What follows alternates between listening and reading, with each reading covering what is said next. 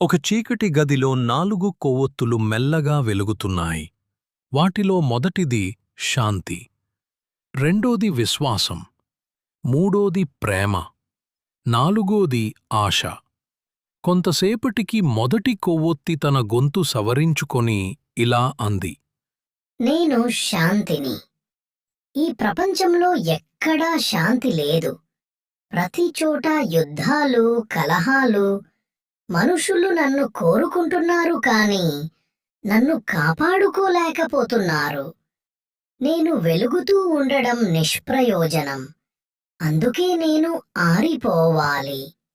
అలా చెప్పి అది నెమ్మదిగా ఆరిపోయింది. ఆ తరువాత రెండో కొవ్వొత్తి విశ్వాసం బాధగా ఇలా అంది. నేను విశ్వాసంని. నన్ను ఎవరూ నమ్మడం లేదు. అంతా స్వార్థపరులైపోయారు. అబద్ధాలు, మోసాలు పెరిగిపోయాయి. నన్ను ఇక ఎవరూ నమ్మరు. నేను ఉండాల్సిన అవసరం లేదు. అలా చెప్పి అది నెమ్మదిగా ఆరిపోయింది. ఇక మూడో కొవ్వొత్తి ప్రేమ కన్నీటితో ఇలా చెప్పింది. నేను ప్రేమని. ఈ ప్రపంచంలో నాకు స్థానం లేదు. మనుషులు ఒకరినొకరు ప్రేమించుకోవడం మానేశారు. వారి మనసులలో ద్వేషం, అసూయ నిండిపోయాయి. నేను వెలిగినా ప్రయోజనం లేదు. అలా చెప్పి ప్రేమ కొవ్వొత్తి కూడా ఆరిపోయింది.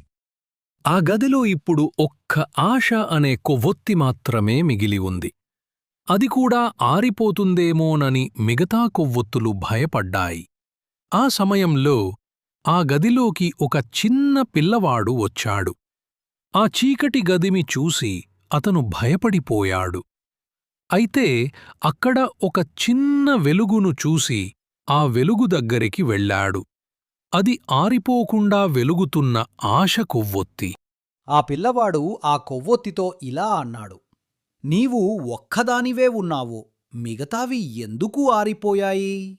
దానికి ఆ కొవ్వొత్తి ఇలా బదులిచ్చింది. నా పేరే ఆశ.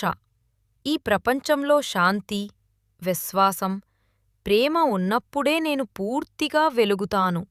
కాని అవి లేనప్పుడు కూడా నేను ఒక్కదాన్నే వెలుగుతూ ఉంటాను. ఎందుకంటే నేను లేకపోతే ఈ ప్రపంచం మొత్తం చీకటి అయిపోతుంది.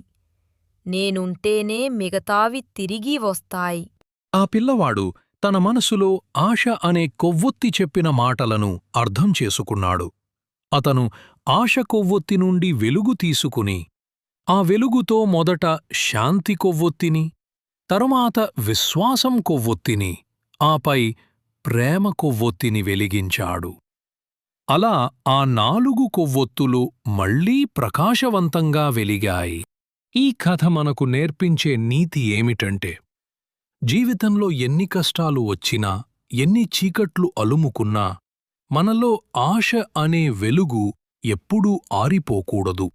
ఎందుకంటే ఆశ ఉన్నప్పుడే మనం శాంతిని, విశ్వాసాన్ని, ప్రేమను తిరిగి పొందగలం. ఆశే మనల్ని ముందుకు నడిపిస్తుంది.